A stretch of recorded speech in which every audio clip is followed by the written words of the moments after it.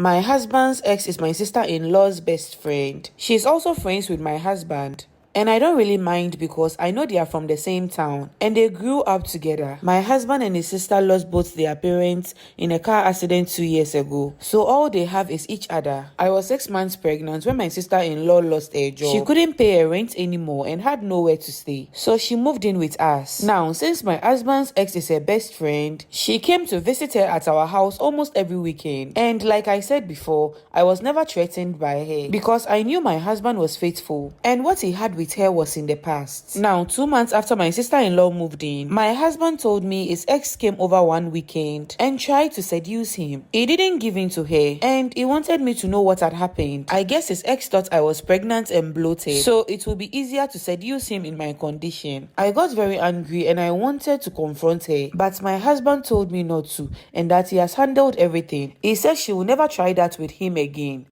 I told him I never wanted to see her in our house again. I told my sister-in-law what had happened later that night. And I couldn't believe my ears when she told me it was not a big deal. She told me she was soulmates with her best friend and something like this cannot tear them apart. I was shocked to hear this from her. I told her I don't care about her relationship with my husband's ex. I just don't want to see her in my house again. She just chuckled and went to her room. 2 weeks after this conversation, I came back home to see my sister-in-law with my husband's ex in the living room together. I immediately asked my husband's ex to get out.